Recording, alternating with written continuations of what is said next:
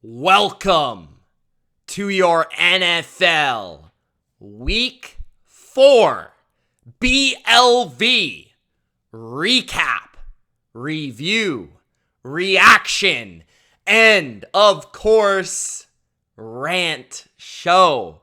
Reacting to all the action from week number 4, the most interesting storylines, and basically every single game. I give you my thoughts and opinions, unfiltered. This is The Bottom Line, Week 4 NFL Review. If that sounds good, Gronk spike the like button. Hop in the comment section below. Let me know your opinion on Week 4, your biggest takeaways, especially about your favorite team. I want to hear the fan insights from your perspective, man. And let's waste no more time. It's Week 4 review time. Let's kick it off with the game that I just stopped streaming. The Seattle Seahawks dominate Daniel Jones and the New York Giants. 10, 11, 12 sacks? What just happened? The Seattle Seahawks all over Daniel Jones. The poor guy couldn't be protected. The Giants can't block, man. It's an absolute travesty. They make the Jets' offensive line look like the 90s Cowboys. 24-3 is the final score. Seattle dominant in this one, proving to me that they are worthy of top 10 status in the NFL right now. I think that's the way they're looking. A really complete offense that can run the football, that can pass the football, that can be explosive. And they really didn't get their best effort from Geno Smith, their best effort from their offense. But we know what they can do when they're clicking. Kenneth Walker, Tyler Lockett, DK Metcalf, these guys are explosive. Geno Smith's a good quarterback. Actually, we saw the greatest QB in the NFL, the greatest dancer, Drew Lock. The man was dancing his way onto the football field. There is nothing better than some Drew Lock NFL action. I just can't get enough of Drew Lock. The NFL has to set itself right. The universe has to treat itself to Drew Lock as a starting quarterback once again in the NFL. I'm calling you, Atlanta. Arthur Smith, get on the phone! Drew Lock deserves another chance. I'm telling you right now. That guy's better than Desmond Ridder. I'm telling you right now. Get it done, bro. But anyways, back to the game. So, the Seattle Seahawks, they did their thing, and defensively, they showed up. And I even said at the start of my stream, like, this is the healthiest the Seahawks defense has been all year. Giants are missing Saquon Barkley. Giants are missing Andrew Thomas, probably their two best players on their offense. But the offensive line was shambles. They couldn't get anything consistent going. They had drives where they moved the ball, but they couldn't execute in the red zone. They couldn't execute in the fringe red zone, that like 40-yard, 50-yard area. Yard line area, which is what I'm trying to say. And Seattle's defense was relentless pass rushing, relentless in coverage. They didn't allow anything over their heads. Everything was short. The run game for the Giants was pretty rough. I mean, they had a couple carries early on with Matt Breida where they were able to pop a couple, but nothing too crazy. Daniel Jones ran as a quarterback himself in scrambles because of the pressure he was under. Game was 7-0 for a while. Then it became 7-3. Then 14-3. Giants drive the field. Look like they're going to score, make it a 14-10 game. It's going to be close. Nope. Devin Witherspoon, the star of the game, the rookie, my top corner in this NFL draft. Phenomenal game. Sacks, pressures, tackles, hits. Just a complete player. Reminded me of Rondé Barber coming out of college. Just can play nickel, can play outside. He's got physicality. He's got ball skills. Pick six to the house for Devin Witherspoon. Guy sets the tone defensively. Sad to see Jamal Adams leave very early in the game due to a concussion. Hopefully he can come back soon. He might miss next week, but hopefully he can come back. I'd love to see him back on the football field. That was a very emotional moment for him in New York. He wanted to come back that way. That's unfortunate. But the Seahawks, man, they look legit. When Geno goes 13 for 20, 110 and a touchdown, right? Drew Lock played a portion in the game. That's part of it. But when he only does that and you win by 3 scores, that's a football team. I don't care who you're playing. That is a football team. So the Seahawks defense, pass rush looks improved. They dominated a bad offensive line, which is what you like to see. Their secondary, with the pieces they have now, with Devin Witherspoon playing the way he does, Tariq Woolen in there, Jordan Love in there. Or not Jordan Love, Julian Love. These guys are playing really well. Quandre Diggs had a pick near the end of the game. Bobby Wagner still looks pretty good out there. Like, Jordan Brooks, I think, had a fumble return in the game. A bunch of plays all over the place, man. So, Seattle looking really promising. That's my main takeaway from this game. It was a pretty boring game from a viewing standpoint. But overall, I think Seattle is a more complete team than what we saw a year ago, and that's exactly what I was expecting early this year. The Rams game threw us through a loop. It was a little distraction, right? Took our eye off the ball a little bit. But overall, Seattle has bounced back in a big way with 3 consecutive victories. And now a quarter through the season, they're 3-1 and only a game back of the undefeated San Francisco 49ers. So congratulations to the Seahawks fans, the 12s out there. There's a lot of you out there. You're some of the best fans that the BLV community has. Love to see it. Giants, I think we can officially say they're bad. And the Giants have a lot of issues. They can't block anybody. They need offensive linemen. They don't really have a go-to receiver. Their entire offense is smoke and mirrors. Their entire offense is short passing, running, and gimmicks. It's all gimmicks for Brian Daboll. There's way too much pressure on scheme, way too much pressure on Daniel Jones, and way too much pressure on Brian Daboll and company. This offensive line is awful. They can't drop back and pass the ball. They can't get behind in a game and win a game because they can't protect long enough. And Daniel Jones, you can blame him all you want. He was terrible in this game at times. He made plays at times. It was a bit of a roller coaster. It's because of the offensive line in a lot of ways. But the biggest problem with the Giants is the fact that they paid Daniel Jones. It's not exactly what Daniel Jones is. We knew what he was. It's the contract he got. That's the difference between Daniel Jones and a lot of these guys that are struggling right now in the NFL. They're typically not paid the amount of money that Daniel Jones is paid. That's hurting the rest of the roster, the rest of the team construction overall. The defense still has issues, although they played their hearts out. They played pretty well overall, considering a pretty good Seahawks offense. This is a top 10 offense in Seattle. The Giants have one of the worst offenses in football right now, a bottom 3 unit. They make the Patriots look like the 07 Patriots right now. So, Giants are a disgrace. My final point with that is I've never seen a quarterback like Daniel Jones who is significantly better or significantly worse with or without a running back on the field. It's actually crazy. And you can look at the splits. You can look at it statistically speaking. Saquon Barkley makes all the difference for Daniel Jones. If he's on the field, Daniel Jones is a decent to good quarterback. When Saquon is not playing, Daniel Jones can be really bad. That is just a weird idea when people say that running backs don't matter. Well, nobody gave that notion to Daniel Jones. Nobody told Daniel. Because without Saquon, he stinks. Let's move on to the Sunday Night Football game. Chiefs and the Jets. This was an event, man. This was event television. Sit down, grab your beverage of choice, your favorite snack, and watch this game. Why?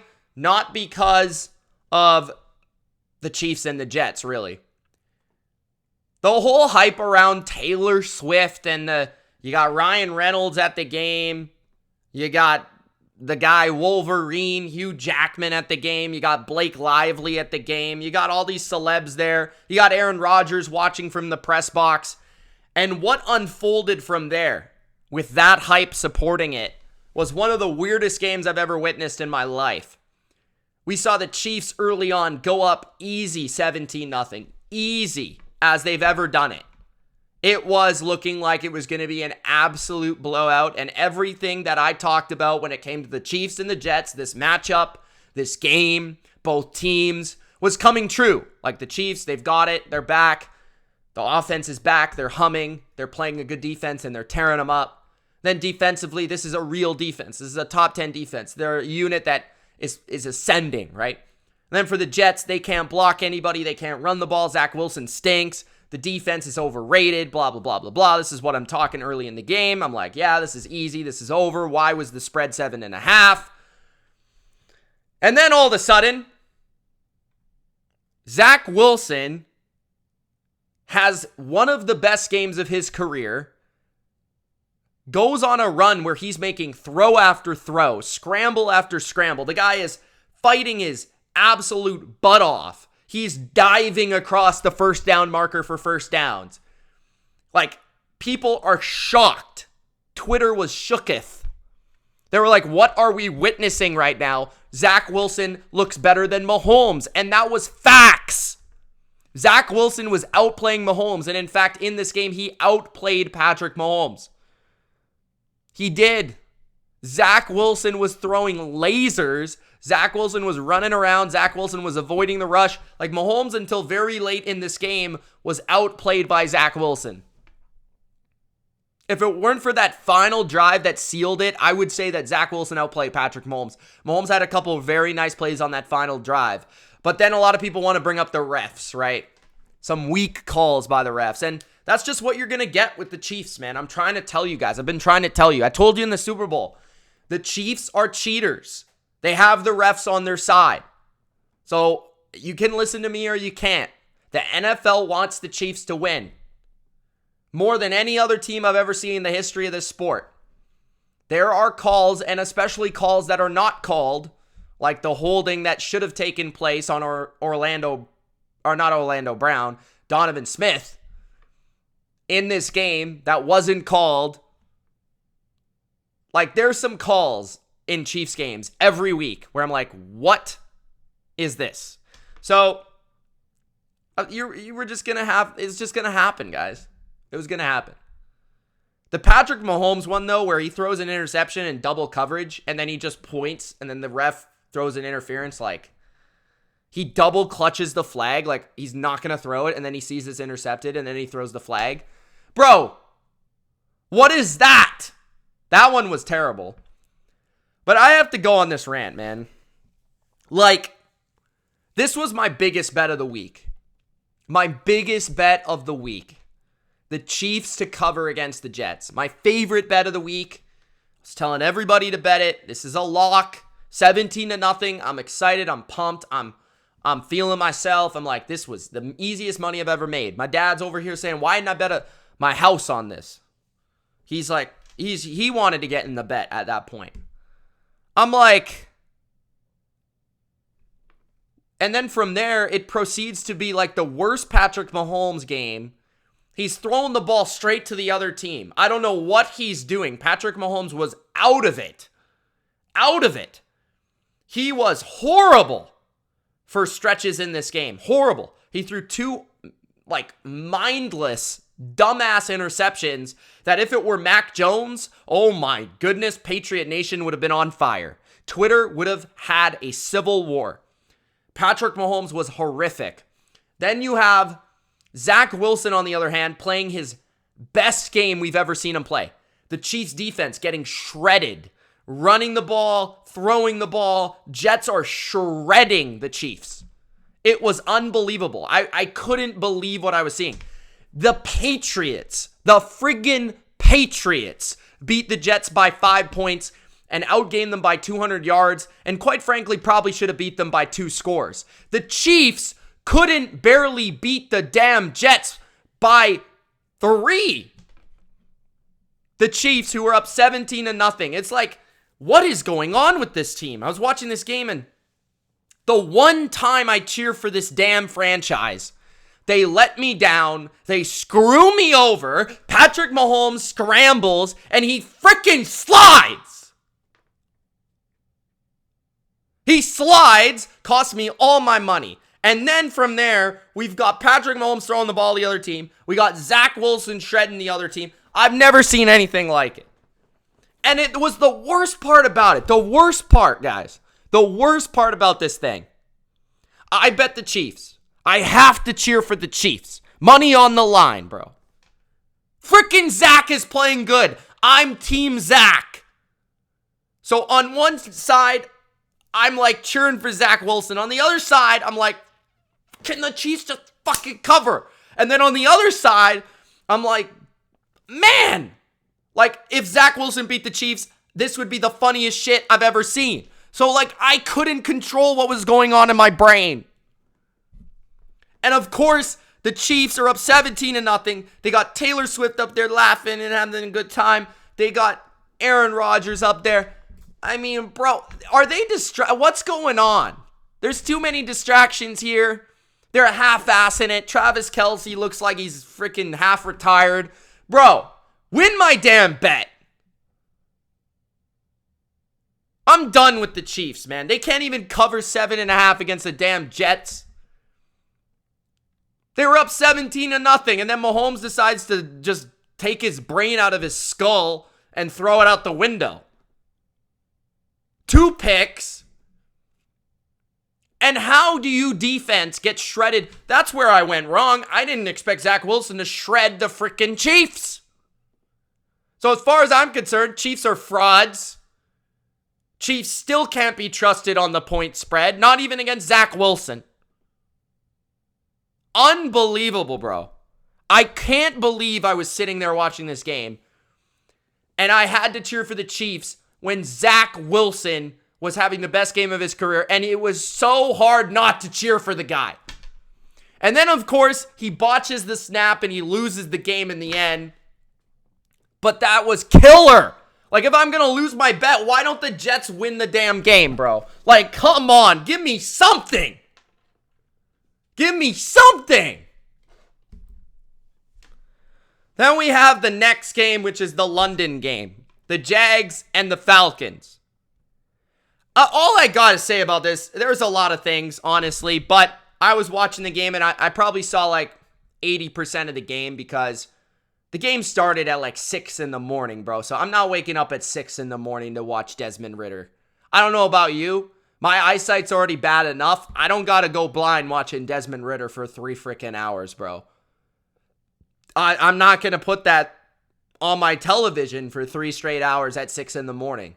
I'd rather get a little bit more sleep, some beauty sleep. You don't just wake up like this without sleep, bro. Come on. All right. So you've got Desmond Ridder. This guy fucking sucks. Like, I don't know what to tell you. Desmond Ridder is the worst quarterback in the NFL, and there is no doubt. Desmond Ridder might not even be a backup. Honestly, Desmond Ridder might be a 3rd-string quarterback. So, again, Falcons, call the Seahawks, get Drew Lock and his dancing ass to Atlanta. He also has way more swag than Desmond Ridder. Desmond Ridder, what does he do? What does Desmond Ridder do well? Somebody please answer that question. Desmond Ridder is a dumbass. He's slow to every read. He can't read a defense. That's check number 1. Can't read a defense. Can't go through his reads. Check number 2. When he reads the defense, he misses half the time. He is very inaccurate. His mechanics are atrocious. And I told you guys this when he was drafted. You can go back to the videos of me scouting Desmond Ridder. The guy has been booty cheek the whole entire time. Not just one booty cheek, but both booty cheeks. He has been absolutely... That's terrible. He is terrible, bro. The Desmond Ridder can't hit the target. He can't see the target half the time. And then he doesn't even run. The guy runs a good 40 time, and he doesn't even run. What's the point? Bring back Marcus Mariota. The guy sucks. Honestly, Jacoby Brissett, if Jacoby Brissett was on Atlanta, and they signed Jacoby Brissett this offseason, which is what I thought they should have and could have done, this team would win 10, 11 games. Like, the Atlanta Falcons are a good football team. They have a good offensive line. They have 2 good receivers.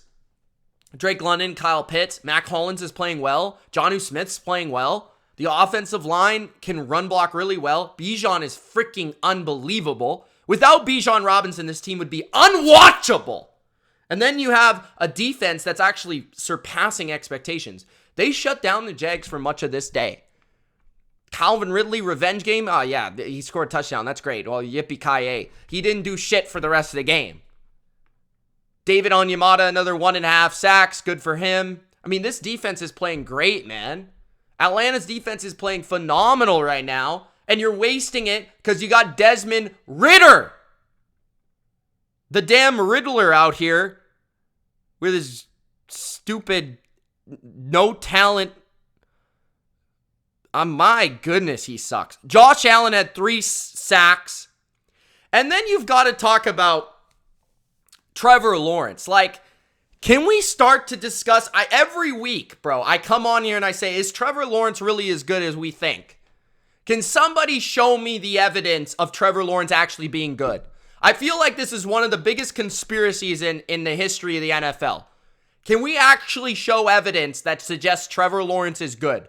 Like, I get it. He throws the ball really hard, and he can throw it all over the field. But to me, he's just a poor man's Justin Herbert. He's basically like Carson Wentz before the knee. The guy is talented, but an absolute dummy. He has no brain in his head. Feels like half the time he's just running around. I don't know what he's doing half the time, dude. This Trevor Lawrence is, like, I don't get it. He's the most overhyped quarterback in the league. His stats aren't even better than Max. Like, give me a break. What is so special about Trevor Lawrence? I don't get it. I don't see it. Sure, he has great luscious locks, but otherwise, he would be great on a Head and Shoulders commercial. I don't really understand the hype. I don't. Then we've got the Steelers and the Texans. Now, the hype is real with my guy CJ Stroud. This guy, once again, absolute baller. My freaking goodness, man. I turned this on, I'm like, there's no way CJ Stroud could play better than he did last week. Yeah, he did. I think he completed like 16 passes. He did not have a good completion percentage. I think he completed like 16 passes, but he had like 300 yards on 16 completions. He blew me away in this game. His movement outside the pocket, his throws on the move, his accuracy, his touch, his arm strength. It is so rare for a rookie to carry an offense the way that CJ Stroud is carrying this offense. Now, in this game, they ran the ball really well. Dameon Pierce played really well. This was his best game of the year. Nico Collins has been a baller, man, and he was making plays after the catch constantly. We got John Mechie involved. We had Robert Woods involved. We had Dalton Schultz involved. But, man, CJ Stroud, dude.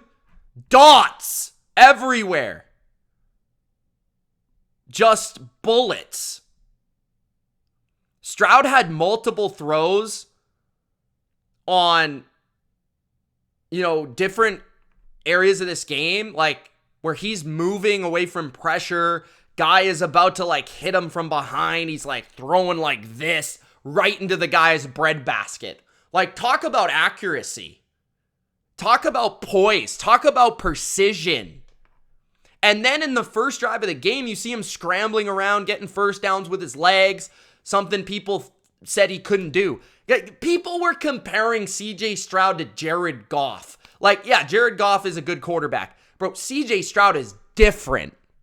He's not good. He's different. CJ Stroud is nice. Like, Jared Goff is Jared Goff. CJ Stroud is that dude. Like, he was moving around, running. He was hitting people all over the field. I've talked about it. His mechanics are flawless. He doesn't make mistakes. He throws before the receiver's open to make him open constantly. He has some of the best anticipation in the NFL already. Nico Collins looks like an alpha receiver with CJ Stroud right now. Nico Collins didn't do shit for the last 2 years. All of a sudden, this guy looks like a superstar. He had 180 yards in this game. He's playing with a ton of confidence. He's finally broken out. He's always had the measurables. 6'3", 6'4", something like that. 4.4 speed, can go up, can get it. The guy's had it before, right? Finally, a quarterback that can make plays with him. And the Texans' defense in this game against the Steelers was dominant. First down defense, dominant. Kenny Pickett on first down was so bad.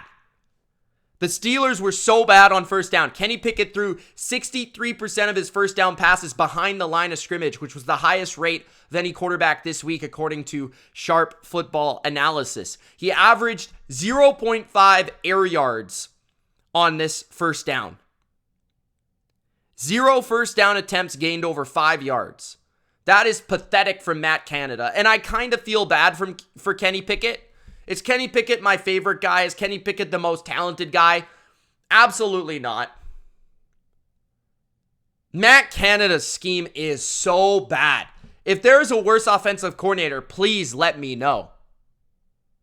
How does this guy still have a job? But man, the Texans defense though. Like pursuit, speed, run D, pressuring Kenny Pickett in big moments. And then going back to Stroud, this guy's playing TJ Watt. This guy's playing Alex Highsmith. This guy's playing the Steelers pass rush that's dominated basically all year. And he's not fazed at all. Dude is legit. And plus they pulled off a halfback pass in this game when they made it 23-6. That was phenomenal. Next, the Bills bullied the Finns. The Bills squished the fish. The Buffalo Bills had an impressive statement victory over the Miami Dolphins in this game. I live streamed it, commentated it, analyzed it live on the channel. First point for me is we see the difference between an elite quarterback playing out of his mind and a quarterback that is a good player in Tua. I'm willing to admit that and say that. But a player that is very system reliant in Tua. And this is not the offense's fault. This is not the headline. But that's what stood out to me early in this game. Like, scheme versus quarterback. Allen was just superb. Like, absurd in this game. When Josh Allen plays this good, there's basically no team that can beat Buffalo in this league. The guy was lights out, unbelievable. Running around, avoiding pressure, making throws, accuracy, arm strength, just unbelievable. Like one of those games, like that game against the Patriots in the playoffs a couple years ago where he was just like unbelievable. Like that was Josh Allen in this game. Like unstoppable. I think Haley Steinfeld must have been in attendance for this game. But man, jeez. This guy was one of the best games I've ever seen him play. Credit Coach McDermott for his adjustments against Miami's offense. The first couple of drives, Miami moved the ball, scored, right? It was 14-14 at one point. And Buffalo, all of a sudden, they kind of took the first read away from Tua every time. They made him pause with the ball, and then eventually pressure would get there. It would force an incompletion. It would force a forced throw. There was multiple times in this game, even in the first half before Tua made some mistakes, where there should have been picks. There should have been turnovers. There was one where like it went off a linebacker's hands and then into the hands of Jalen Waddle. That was pretty early in the game. The Bills dominated this game. They didn't make all the stops against Miami. You're not going to. They're a really good offense. But once they figured it out, once they got in the backfield and got to Tua, they forced some incompletions and they got some stops. They were doing well against the run in the second half. This team just dominated. They took this game and they showed their superiority in the AFC East. They showed that they're still the top dog. It looked like it was going to be a shootout early on, and all of a sudden it just became the Josh Allen, Stephon Diggs show, and the Bills defense was shutting the door. Stephon Diggs was uncoverable. Kohu couldn't cover him to save his damn life. They were putting him one-on-one outside. He had one where he just had like a deep stop route, broke a damn tackle, took off for a touchdown. Couple others where he just took over, man. Stephon Diggs was just unguardable in this game. This is a game that you definitely miss Jalen Phillips. You definitely miss Jalen Ramsey. You miss the Jalens in this game. There's no doubt about it. I'd love to see them play again with those two in the lineup for Miami. Speaking of injuries, Tre'Davious White out for the year with an Achilles that sucks so bad. That could be the difference for the Bills winning or losing the Super Bowl, to be honest with you. White is their number one corner. White was playing really well this year, for my opinion at least. And to lose him, it changes the perspective of the defense. It changes the hierarchy of the defense in the secondary. So that stinks. Now, I will say there was one addition that they've made this offseason that I think's gone overlooked that I think really paid off in this game. They didn't have Jordan Poyer in this game, and you didn't notice. And I think the reason for that is their addition of Taylor Rapp, right? Taylor Rapp didn't really show up on the stat sheet, but just the ability to have a guy like Taylor Rapp who has played on a Super Bowl winning team, significant snaps, to play safety in place of a veteran like Jordan Poyer, I think that's absolutely huge for that football team. The Bills' offensive line looked much better in this game. I feel like they have looked much better this year overall than last year. The Miami offensive line got exposed a little bit in the second half when the Dolphins were resorting to a lot of drop back pass, less RPO, less play action, and obviously Tua was having to hold the ball a bit longer due to the coverage and due to McDermott having a bit of a beat on the McDaniel scheme, motion, and first reads. So credit McDermott, credit the defense, credit the pass rush of the Bills. And this is without Von Miller, without Jordan Poyer. So they're missing pieces too. Don't forget that. And the Bills weren't really stopped in this game. I think Miami's defense was the biggest story that you have to take from this game. And that was something I was worried about for the Dolphins, which is why I didn't have a good feel for the game, because I felt like Miami, as good as they have been playing on offense, and I didn't want to bet against that, their defense had been playing so poorly, in my opinion, at least in spurts, right? They didn't look very good against New England. New England kind of just shot themselves in the foot a lot. Even the Broncos moved the ball pretty well, especially in that first half against the Dolphins. And obviously we saw the Chargers do that as well. So the Dolphins defense have been one of the worst units in the NFL so far. Some of that's personnel. I don't know. Some of that's a scheme change. Some of that is coaching. They've got to figure it out. First and foremost, they got to figure out how to stop the run. And from there on out, it should get a little bit better. And I think as this scheme grows and as Fangio continues to work with these players, they will get better. But right now, it's not a good look. It is not a good look. I mean, 31 points allowed in one half is not a way to win a football game. So those are my thoughts. Fins back down to earth. Their defense needs a lot of work if they want to contend in the AFC. The Bills are probably the best team in the AFC right now. The next game is the Raiders and the Chargers. O'Connell can't quite come back versus the Chargers. Basically, this game comes down to 3 turnovers for the Raiders. 3 turnovers, 2 strip sacks. I think both by Khalil Mack. Khalil Mack had 6 sacks. I'm not kidding you. 6 sacks in this game. I don't think he had a single sack going into this game, and he had 6.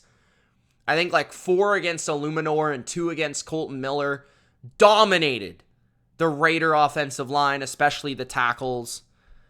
The first fumble for O'Connell was kind of his fault. You know, he went to pump fake and the ball slipped out. That was kind of unfortunate. But my takeaway for both of these teams is, first, the Raiders, they're a bad football team. They competed hard. They played hard. It's tough for me to really ask to beat the Chargers and Justin Herbert with a first ever starter at quarterback and a mid-round quarterback at that. I actually think that O'Connell has some promise, though. I think he shows skills in his game that make him potentially a future starter in this league. He's a big kid that can take a hit. He's very calm in the pocket. He has very good composure, and he seems very smart and knows what to do with the ball.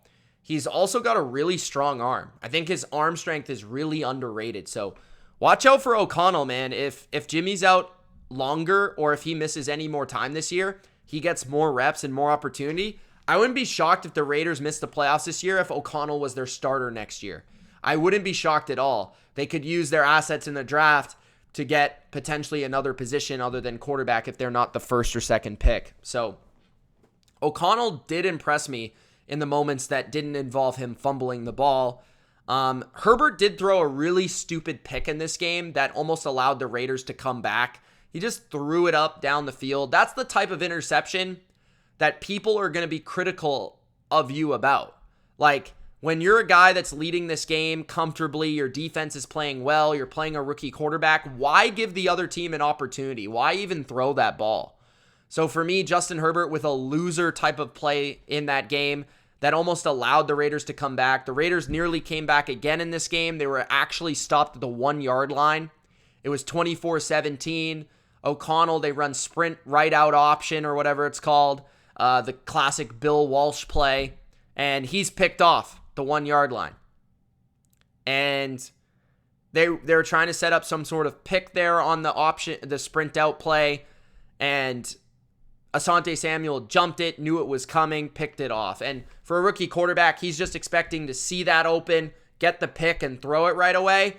Obviously, it wasn't there. Maybe he should have taken his time, ran, or looked to throw that ball to the back pylon for the corner route, but that wasn't the place to go with the ball. He forced it because he thought it would be there based on the design of the play. That's where the ball is supposed to go. So that's my perspective on it. Jacobs, I thought, played his best game of the season running the ball for the Raiders. I actually think the Raiders defense played pretty well. I think this was one of their overall better games against a lot of good offenses in the last couple of years. They've been really bad the last couple of years. This game was very good from the Raiders defense. And then you've got to talk about Brandon Staley again. I don't know how many times I can do this. Like, I really don't know how many times I can come on here and rant about Brandon Staley. It's 4th and 1, 3:33 remaining in the game, and the Chargers have a 4th and 1. The Raiders have 1 timeout left. The Chargers have a guy on their team that has 6 sacks in the game, so clearly you're getting pressure. You're sacking the quarterback. You're getting stops. You could force a rookie quarterback to basically go all the way down the field with 3:33 left to play, 3:30 left to play. I understand that's a lot of time, even without a timeout, but it's a rookie quarterback. You go for it. You go for the tush push. It doesn't work. It hasn't worked all weekend other than Philadelphia. Philadelphia is the only team that can pull it off. Okay, so that was another just absolutely ridiculous, horrible situation. Horrible decision by Brandon Staley. This guy is costing his team games, and he is trying his best to lose. He is trying, but his team bailed him out 2 weeks in a row in the red zone at the goal line due to interceptions. So fortunate is Brandon Staley. Why go for it when you're playing a rookie quarterback and your team has a guy with 6 sacks? It makes no sense. Next up, the 49ers and the Cardinals. Few things to say about this one. First of all, Christian McCaffrey is your NFL MVP. I don't want to hear Tua. I don't want to hear Josh Allen, Patrick Mahomes, Zach Wilson, Drew Lock. I don't want to hear any of it. It's Christian mother effing McCaffrey. It is. 4 touchdowns in this game. Just an absolute animal, hurdling people constantly. LeBron James giving him shout-outs on Twitter. The guy is an animal. The guy is unbelievable. He's running it. He's catching it. They give him the ball on every play. Every play. He is so valuable to their offense. He allows them to play a hybrid style. People don't understand this. He is a receiver that plays running back. He is a running back that can play receiver. Due to that fact, this team can line up in any personnel and basically be a mismatch nightmare. The way the guy wins option routes, the way the guy wins routes over the middle as a receiver, the way he sees the offense as a runner, his vision is impeccable. His ability to make people miss, his ability to bounce off people is impeccable. This guy is the best running back in the league, the best weapon in the league right now. He is playing out of his mind, and it's a perfect mesh with a brilliant play caller and a brilliant scheme. It is what the MVP should be. It's what it's all about. Yeah, he's not a quarterback, so technically he's not the most valuable player. But when you talk about weapons, I get that he's a running back. The guy does everything, and he makes them an unguardable football team. He is different. Brock Purdy had an incredible game. He just continues to impress me with his poise, with his decision-making, with his ability to know where to go with the football, stay on schedule, and actually in this game, he hit multiple deep balls down the field. Brandon Ayuk had a massive game here. Just such a good football player. Michael Wilson for the Cardinals looked really good in this game. The rookie, they found a playmaker for the future there, I think. Gardeck really is legit to me as a pass rusher. Made a couple big plays in this game that I noticed. And at the end of the day, the Cardinals were a Zach Ertz drop at the 1 yard line from covering this spread. So Cardinals showed some fight. Once again, they just weren't quite able to match the Niners. They weren't quite able to cover this game. But the Niners are the best team in the league right now. They have answers for everything. If you can run the ball, they can stop the run. If you're a pure passing team, they'll rush the passer, they'll sack your quarterback. If you're a pass defense type of team, they'll run the ball down your throat and be physical. If you're a run power team and you can stop the run, well, they'll spread you out. They'll shred you that way through the air. This is a complete football team that looks destined to go very far this year. Next, the Ravens and the Browns. DTR got the start without Deshaun Watson. He did not play very well. That being said, he's playing the Ravens. The Ravens are never an easy defense to play, dating back to, I don't know, Ray Lewis in 1996. Ed Reed later on. I actually like Thompson Robinson. I like him as a talent. I think that he can grow and be a pretty decent player and potentially even a starter one day. This was not his game. He made some bad decisions, some bad throws, some inaccurate balls. But I think it again goes to show the disadvantages and the weaknesses of the Browns offense. Drop back passing game is pretty vanilla and predictable, and the Ravens were all over it for much of the day. Really felt like a lot of the time the Ravens were really smothering the Browns in coverage. I was impressed by the amount of pressure the Ravens were getting in this game, despite missing multiple edge rushers. Kyle Van Noy, they sign off the street. He gets the first pressure of the game on the first drive. Jadeveon Clowney keeps standing out on tape. The interior is making moves. Matabuke, Pierce, these guys are making plays. DTR had a bad pick early. And the thing is, if you're a coach of DTR or a rookie quarterback and you have a very good defense, you've got to let that guy know, let's not risk anything. Let's play this 0-0 as long as we can. Let's stretch this game out. Let's shorten this game so that we're not exposed here, right? Let's make the right decision. Scramble if you need to, throw it away if you need to, take a sack if you need to. Do not turn the football over. That's what Stefanski should be saying to DTR, and that's not what it looked like to me. Mark Andrews and Lamar Jackson dominated. They pulled a Kelsey and Mahomes. They were unbelievable in this game. Lamar's ability to sit in the pocket and then wait for that rush, escape the rush, and make plays ad-libbing and make plays extending, I think was the difference against this pass rush. There's multiple times where the Browns got a rush in, and Lamar just made them pay by making the miss, and then their integrity of their rush was off. He could rather run or he could make a play through the air. And there's many plays made on the move, throwing the ball by Lamar Jackson in this game against arguably the best defense in the NFL through the first couple of weeks.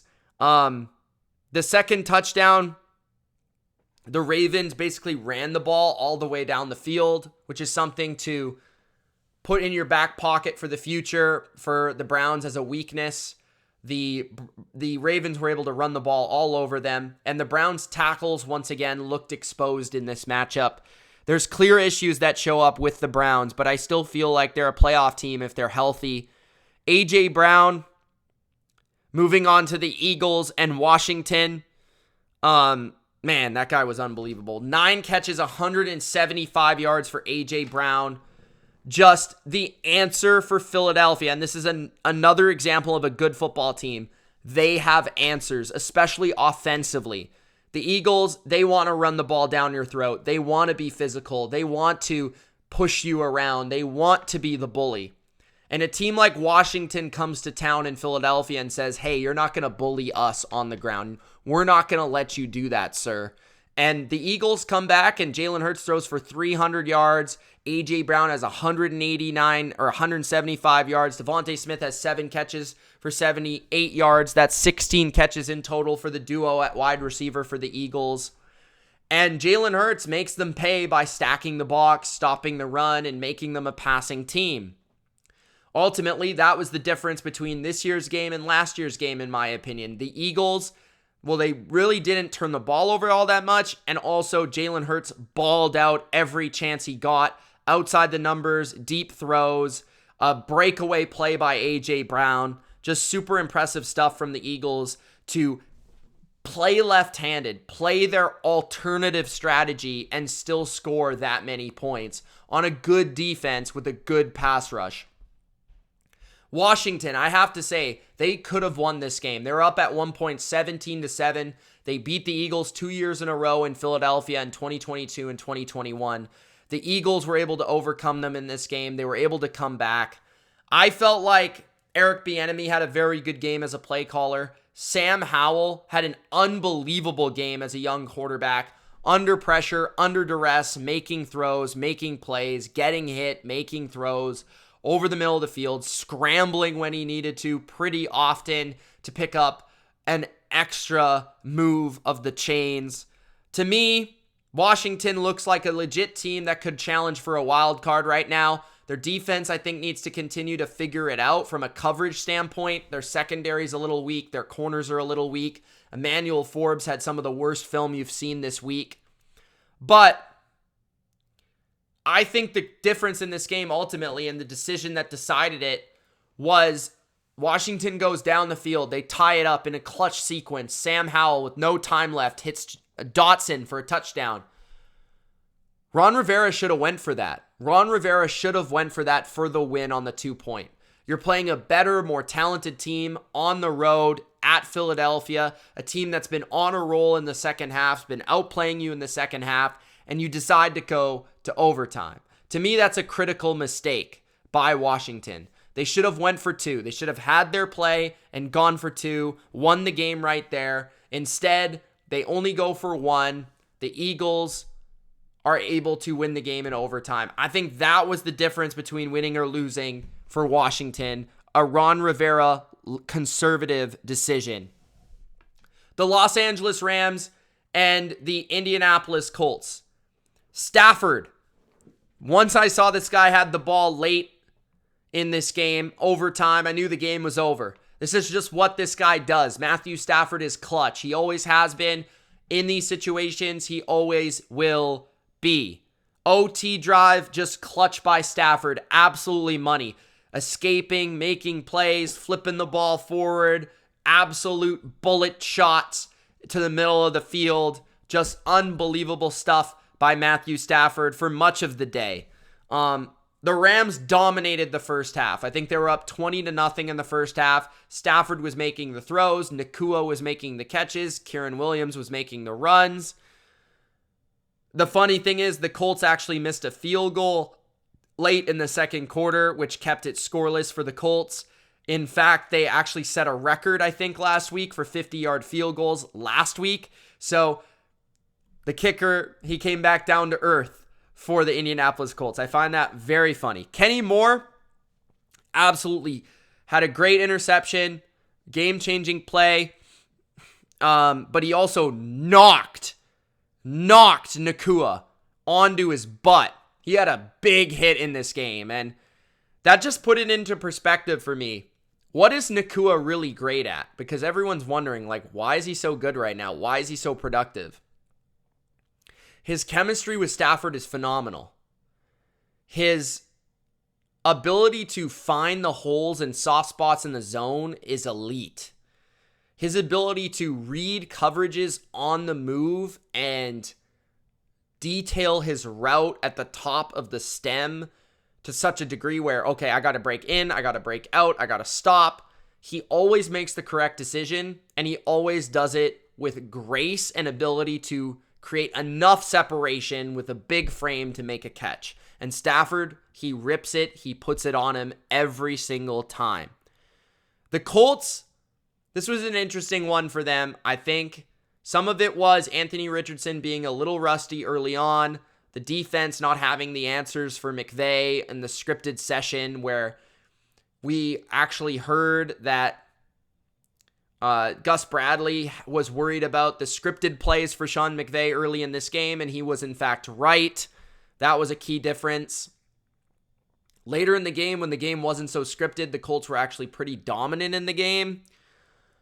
And yeah, man, Jonathan Taylor coming back to practice. Anthony Richardson had moments of looking like young Cam Newton from 2011 as a rookie. Like, Richardson has some explosiveness, some power, some speed that makes you say absolutely wow. It's just a matter of staying consistent as a passer, living up to the moment in those moments.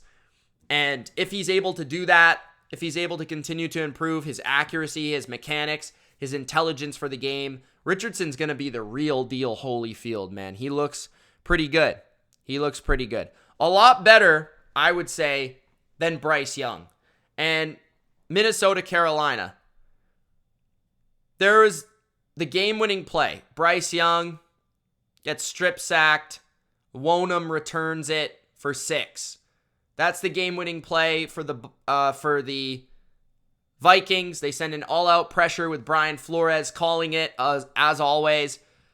And Bryce Young just holds the ball subtly a little too long, moving to his right, moves into the pressure, gets sacked, ball comes out, run back for the touchdown. Carolina just feels like a team that was better last year than they are this year. With their intern head coach, Steve Wilkes, I felt like they were a better team last year than they are this year. This was Kirk Cousins' best or worst game of the season in a great season so far for Kirk Cousins. 300 yards a game, multiple touchdowns a game. This game, he had multiple touchdowns, but he did not have 300 yards. He did not play very well. He threw an interception. He made mistakes. And they were still able to win, which I think goes to show how bad Carolina is in many ways, because Minnesota's defense has been shredded all year. And Flores, yeah, they got Davenport back. They were able to do some things. It really helped, but I don't know. We'll see. Their offense, I don't know, man. Carolina's offense is really bad. Really bad. They have no receivers that can separate. Their offensive line was getting Bryce Young destroyed and harassed all day long. It reminds me a lot of a Patriot offense. Offensive line, receivers, scheme can't overcome it. Frank Reich's been a disaster so far as a head coach. It's bad when your intern head coach has been a lot significantly better than your head coach. And I'm a Frank Reich guy. I like Frank Reich, but he has been bad. And Bryce Young, here's my biggest problem with Bryce Young, and this is what really scares me. And I want to ask Panthers fans how they're feeling right about now with CJ Stroud and Anthony Richardson playing the way they are. This is the number one thing that scares me. Multiple times in this game, I saw Bryce Young try to escape pressure. And this is something he was so good at on tape coming out of college. So impressive. There were subtle things in college, tapes, games that you could see. LSU, I think, was one of them. Texas was another, where you could see defensive lines, linebackers catch up to Bryce Young, bring him down, and make him a non-existent threat as a runner or an extender of plays. This game right here, we saw a Bryce Young that couldn't maneuver, couldn't manipulate, couldn't escape a pass rush in the NFL. That is bad news. As a quarterback that is essentially Kyler Murray without speed, but a brain, you have to have some mobility, you have to have some quickness. For a guy that is that small, for a guy that is going to sit in the pocket, take shots, and make throws, his arm isn't great enough, His accuracy isn't perfect enough. And he is way too small to take shots and survive. So for me, the biggest concern about Bryce Young is his mobility, his escapability, his just sense for getting around people. He still knows what to do, but it looks like he can't execute it right now. The game is too fast for him, and overall, he just can't make those slips and those moves and those plays to get around defenders to extend plays. The Tampa Bay Buccaneers and the New Orleans Saints. There wasn't much to really talk about in this game, honestly. What's wrong with the Saints offense? I mean, Derek Carr did not play very well, but I didn't think he was awful. The offensive line for the Saints wasn't very good either. I felt like the Bucs won that matchup, especially on the ground, which I think forced the Saints to become a pass-heavy team. Alvin Kamara caught 13 passes for a record low 33 yards. That is embarrassing. So bad. Baker Mayfield's the best quarterback in this division, point blank period. The Bucs are first place in this division. The Bucs. Baker, the commercial maker, has done it, baby. He has done it. Baker, the commercial maker. He is first place in the NFC South. He made a number of throws in this game, a number of scrambles, has composure, has confidence, brings leadership to the table. I think he outplayed Derek Carr here. The Bucs defense is playing better than last year. But the biggest thing for the Bucs right now, I tried to tell you guys last year, their scheme was the worst scheme in the NFL from an offensive standpoint. Byron Leftwich was terrible last year. He could not call plays. They had no running game. Their offensive line couldn't open up holes. Their play action game was not as good. Their screen game was pathetic and simple and predictable. And they rarely utilize motion. They rarely utilize misdirection. They're doing all of that now in Tampa Bay, and that's making them a much better coach team. And I honestly owe an apology to Todd Bowles. Todd Bowles is a good defensive coach, and when he has a competent offensive coach like he does right now, the guy can do it. The guy can be a head coach. But I think I just overlooked a little bit too much Byron Leftwich being an absolute donkey. So bad. Antoine Winfield Jr., arguably the best safety in the NFL. Talk to a wall. Debate a wall. Antoine Winfield Jr., absolute stud. Blitz, sacks, picks, tackles, does it all. I really like the Devin Tompkins kid from Tampa Bay, their number 3 receiver. Quick, shifty, small guy, makes plays after the catch. Diaby had a couple plays. I think that's how you say his name, from the Bucs. Rookie, edge player. Interesting player for me. But man, Rachaad White had a couple nice plays in the game as well. I think really what changed this game, it was, I think, 7-3 Tampa Bay. And then New Orleans fumbled the ball at their own 5-yard line to make it 14-3. Once that happened, this game was over. And that was pretty much the game. Like, Tampa's defense just strangled the life out of New Orleans. They legitimately did. So the Saints could get nothing going other than dump-offs for 0 yards, for 0 gains to Alvin Kamara. It was a joke. The final topic before we get to the New England Patriots. What in the blue is going on with the Cincinnati Bengals? The Bengals were pathetic versus Tennessee. Pathetic. They have a game-changing matchup next week versus the Arizona Cardinals.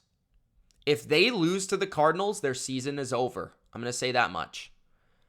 Lockett, throw the key away. Tyler Lockett, throw that key out the window. If the Bengals lose to the Cardinals, they will not make the playoffs, and they will suffer this year. To lose like that to the Tennessee Titans, I just have one thing to say, man. Credit Derrick Henry. He got a jump pass like Tim Tebow back in Florida in 2009. Credit Mike Vrabel. Credit the Titans defense. Credit Tannehill for playing better and DeAndre Hopkins for making plays down the field. There is one man that deserves a lot of blame here for the Bengals, and his name is Joe Burrow. It's Joe Burrow. I hear everyone talking about Zach Taylor, the offense, the play calling, the scheme. I hear people blaming the offensive line. I hear people blaming Joe Mixon. I hear people blaming the defense. There's one reason the Bengals are not playing well, and his name is Joe Burrow. The difference between the Bengals playing well the last couple of years and the Bengals not playing well is the level of play from their quarterback. Look, I am not going to take any excuses about injuries, any excuses about anything. Scheme, offensive line. This is the highest paid quarterback in the NFL. One of the biggest deals with being the highest paid quarterback is you've got to be available. You've got to be healthy. You've got to be there for your team, and you've got to be efficient and effective week after week. You've got to be relied upon to be great, to carry your team, to sustain the greatness. I don't know if his ego's out of check. I don't know if he has too many girls on TikTok or Instagram DMing him. I don't know what's going on with Joe Burrow. I don't know if it was a bad haircut in the summer that got his brain all mangled up. This guy has Jamar Chase, his best buddy, one of the best receivers in football. T. Higgins, an elite receiver on the other side. Tyler Boyd, a legitimate 1,000-yard player in his history. Joe Mixon, like a haul of very good running back. And they paid a legit left tackle in Orlando Brown Jr. The guy has everything. The guy has a scheme that he wants. He basically told Zach Taylor this is the way he wants it. He has everything. The protection, the left tackle, the receivers. Pick and choose what he doesn't have. This guy has it all. And yet nobody's blaming him for these losses. Nobody is sitting and saying, wait, Joe Burrow stinks right now. Joe Burrow needs to play better. Right? I've heard people say Joe Burrow is not looking like Joe Burrow. That is an excuse. That is indicating that something is going on with Joe Burrow. Let's just say it the way it is. Joe Burrow needs to play better or this team will not win games. Period. Because Joe Burrow played better the last couple of years. He was a top 3 quarterback in the NFL. This team was a Super Bowl contender. When Joe Burrow does not play like Joe Burrow, this team is lost. This team does not have the swagger, does not have the confidence, does not have that intangible that the Bengals have had the last couple of years with Joe Burrow leading the way. So blame Joe Burrow because it's all on Joe Burrow. He has it all. He has the contract. He has the offense, the scheme. He has the left tackle. He has the receivers. He has a running back. Like, he has it all. Stop making excuses. Just blame the guy. He needs to play better. Period. Now, let's finish off with the Patriots and the Cowboys.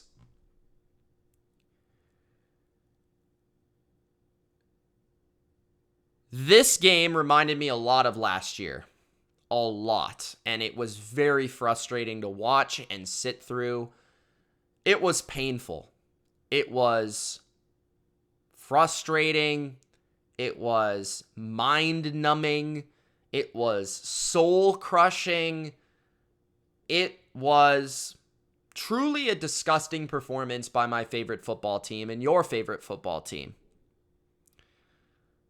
Everyone in my chat, and I have a lot of people in my chat for Patriots games, and I love the passionate Pats Nation that joins me for these live streams. I'm with you, man. I'm one of you guys. You are one of me. We are 1-1. But man, this reminded me a lot of last year, in part because Pats fans are spoiled. Let's just be honest. Pats fans are used to banners. Pats fans are used to AFC championships. Pats fans are used to rings. Fans in that area of sports are used to parades. And this team had higher expectations. If not just because the Patriots fans, and myself included, did not expect this team to win the Super Bowl. They expected a cleaner football team. What I mean by that is a team that made less mistakes, a team that turned the ball over less, a team that took less penalties, a team that was more detailed, a team that was schemed up better. All season long, we've seen a team that's made mistakes, just like last year. We've seen a team that's turned the football over, just like last year. It hasn't all been the quarterback. This game, it happened to be the quarterback. There's a lot of reasons for this. This game confirmed to me that Bill Belichick needs to be blamed. Bill Belichick, point blank period. I am done. I am done with the Belichick mystique. Belichick is the GOAT. Belichick this, Belichick that. Bill Belichick, for as great as he was, notice the word was. Right now, he is a senile old man running the New England Patriots. And it has absolutely killed any hope, any faith, any future for the Patriots here. I actually believe this team is better than they've played. I think they're better than their record. They've lost to 3 top 6 teams in the NFL.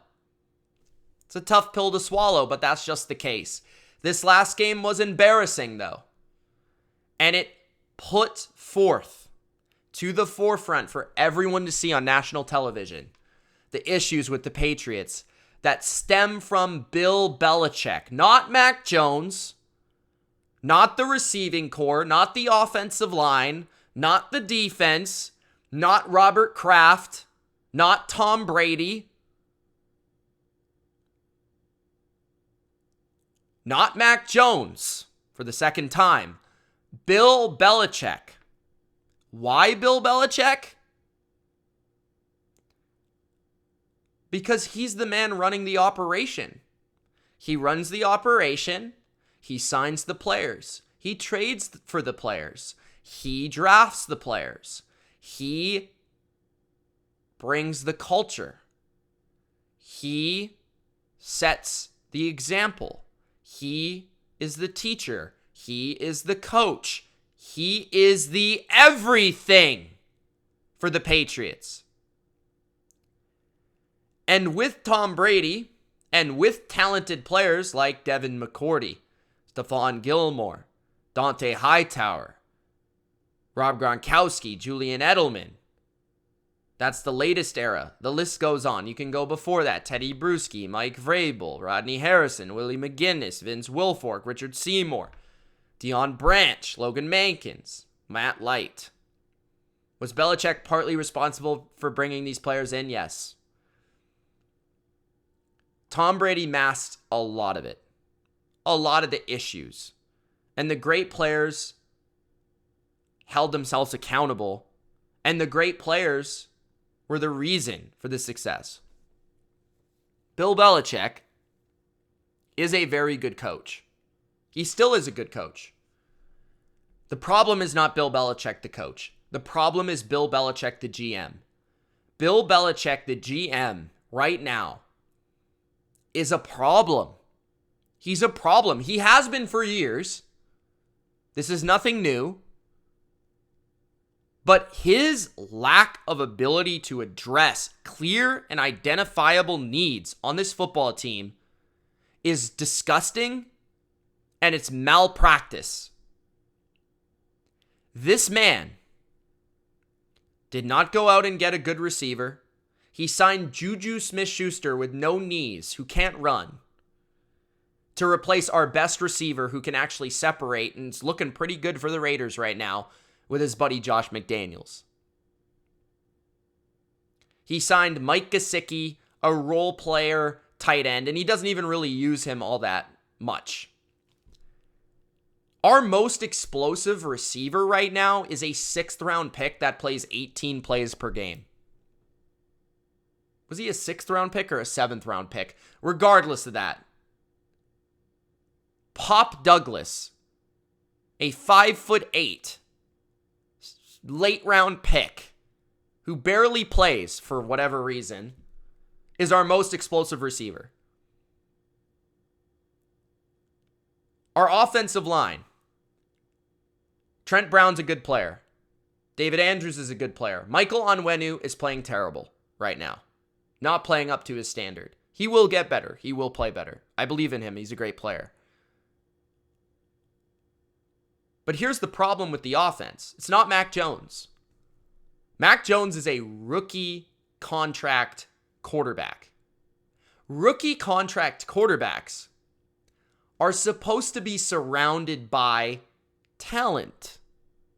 Look at the NFL right now, and look at the NFL over the past 3 or 4 years, and look at the teams that had rookie contract quarterbacks that had some track record of success, and I think you could put Mac Jones under that label.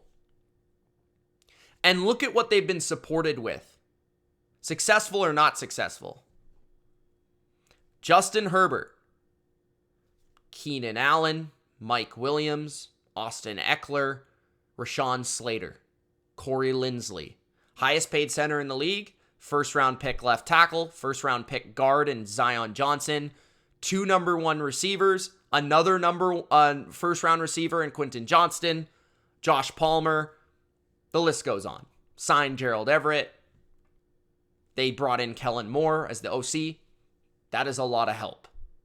A lot of help. Josh Allen, Stephon Diggs, right? Kincaid, 1st round this year. They brought in a 2nd round guard this year. This is Josh Allen, a legit all-pro, like Hall of Fame talent. He had really good receivers.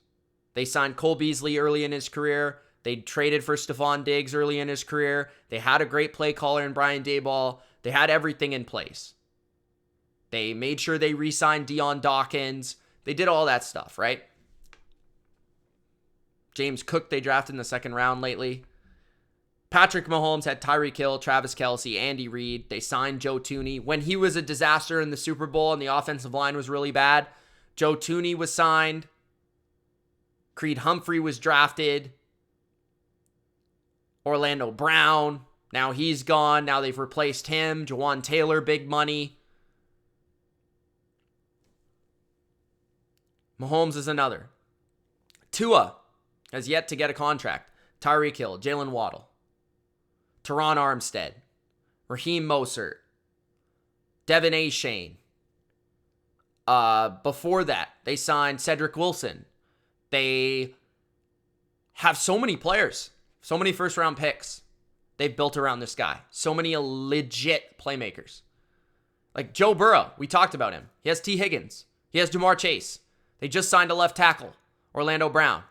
They signed an entire offensive line, Ted Karras from the Patriots. They signed Alex Kappa, right? They signed all these guys, Collins.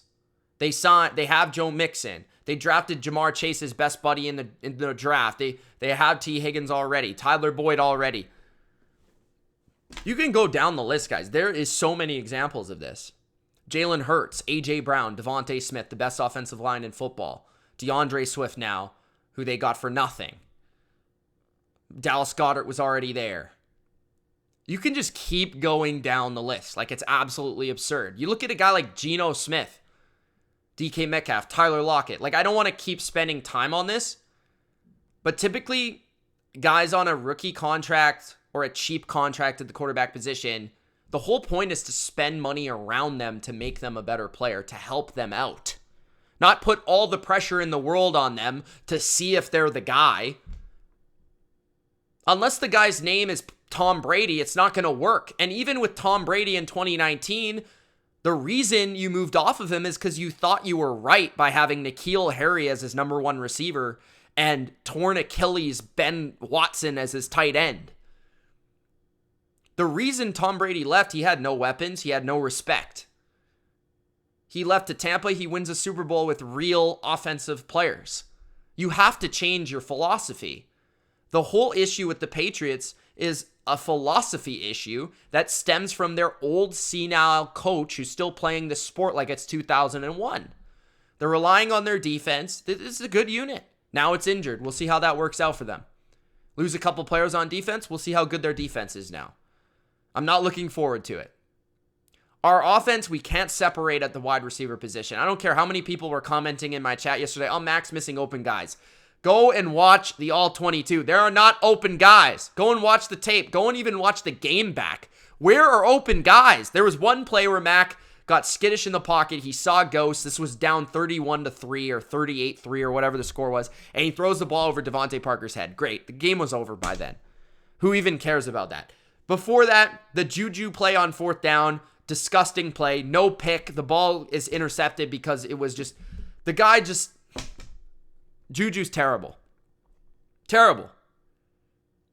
Mac Jones made mistakes. But why did he make mistakes? Everyone keeps blaming Mac Jones.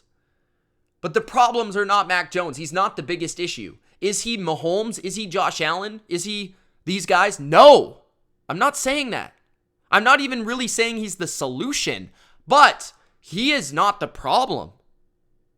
The offensive line, no money spent on it at all. Trent Brown, they got for dirt cheap.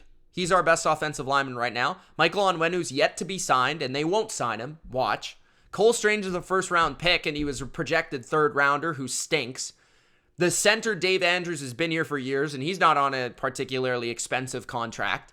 The right tackle is a practice squad player. The tight end position has the most money spent on it, and it's overpaid. Hunter Henry's a good player. He's not a difference maker. He's not a great player. He's a nice number 2 or 3 option in an offense. Kendrick Bourne, modest contract. Devontae Parker, modest contract. He does nothing. Tyquan Thornton was their big money capital spent on in the second round, and he hasn't been on the field. He's injured, and he's not even that good. They spend 6th round picks to fix this position this year. It's gross. It's gross. It's malpractice. Their wide receiver position, their tackle position, their 2 biggest needs this offseason, neither one addressed. Neither one. You can get Bill O'Brien. It's not going to fix everything. You need players on offense. You need playmakers. You need someone to go to on third down. Who is that guy for Mac Jones? Their run game is pathetic. They can't run the ball. So Mac Jones has no run game, no receivers, no offensive line. What does he have? How do you survive? He's a precision, accurate quarterback. He's a smart guy. He's trying his best. He's actually played well this year outside of the Cowboys game. I think you can admit that. He has no help. No help. Like, honestly, for these fans that are hating on Mac Jones and wish him to leave, honestly, I hope he does. I hope he goes somewhere when Stafford retires. I hope he teams up with McVay in LA and lights the skies on fire. Like, I hope he goes somewhere, becomes a starter, gets an actual receiver. Like, maybe he goes to Minnesota, and he's great. Like, watch. I know what would happen if Mac Jones had actual targets. I know in my heart, my soul, what would happen. And that's what pains me to watch this. Because I feel like Mac Jones, while he might never be what we want him to be, which is Tom Brady. No one will ever be that. He might never be an elite quarterback. But he could be a damn good quarterback if he actually had fucking help. And he doesn't. And this team, it's not even about Mac. Because I think I'm getting too far down this way. But it's about Belichick. It's about his decision making. His philosophy of how to build a football team. You look at a guy like Kyle Shanahan, who doesn't need playmakers to be successful with his scheme. We've seen it before. He can take Joe Schmo and make him good at quarterback, running back, wide receiver, tight end. It doesn't matter the position. The guy has gone out. He has brought in Christian McCaffrey. He has gotten Brandon Ayuk in the first round. Deebo Samuel, who's a stud. George Kittle. These guys are all ridiculous players. Trent Williams, they signed to a contract. These guys are Hall of Fame talents, other than maybe Ayuk. And, I mean, even Deebo has Hall of Fame talent. But, like, it's crazy to me how he doesn't see this. It's crazy to me how he wants to win every game 20-17, and we can't even score 17 or 20 points right now. And we're making mistakes. We're a poorly coached football team. We start every game slow. We're penalized in crucial situations constantly. And yet it all goes back to the quarterback because our fan base are spoiled brats. We saw number 12 play, and we think everyone's going to be number 12. Quarterbacks need help, guys. Even Tom Brady did later in his career. There's a reason he left. It's gross. No money spent on the offense. No help. And now we've got major injuries to our defense. Matt Judon, Christian Gonzalez. Absolutely the worst. The worst thing that could have happened to us. I wanted to see Christian Gonzalez play. I don't know if he's coming back this year. Matt Judon is a stud. I love that guy. I love how he's put up with this bullshit. He is a great leader for our team. He's a phenomenal player, and he has been our best player since he's come to our team. And he's hurt, and that sucks. So yeah, New England's lost to 3 really good teams. They were embarrassed by Dallas, and it was the type of embarrassing that is a blueprint for the rest of the NFL. They saw what we can't do. We can't get open. We can't block. Mac Jones was pressured on 50% of his dropbacks in that game.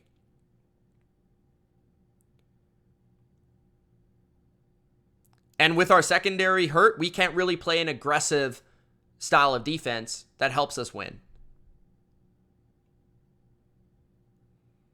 The Pats offense right now is last in the NFL in percentage of drives that end in a punt and a turnover. New England has a 70+% rate at ending in a punt or a turnover. That is unacceptable. And to me, it's not because of the coaching on offense with Bill O'Brien. I actually think he's done a better job. The one area he needs to do better is the run game, because it's unacceptable that our run game is this bad.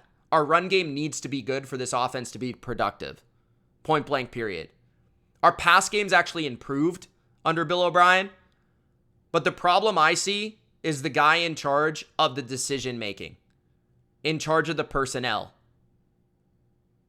So you can blame Mac Jones all you want. You can make him the scapegoat all you want. You can say he's not the guy all you want. I'll continue to support him all year. We'll see if he's still around next year. Like I said, at this point, do I even care? Not really. I actually kind of hope he goes somewhere and plays the way that I think he can. Because our offense, if we keep building our team this way, there's going to be very few quarterbacks that we could have on our team that are actually successful. We could bring in 25 of the quarterbacks in this league, and they would not have an average offense in this NFL with this offense. They can't block. They can't get open. They don't make plays down the field. And it's not all because of the quarterback. That's it, guys. That's it for the review. Thank you for tuning in. Gronk spiked the like button. Subscribe if you haven't already. It's Mitch. Thank you so much for watching, and we'll see you in the next video. Peace.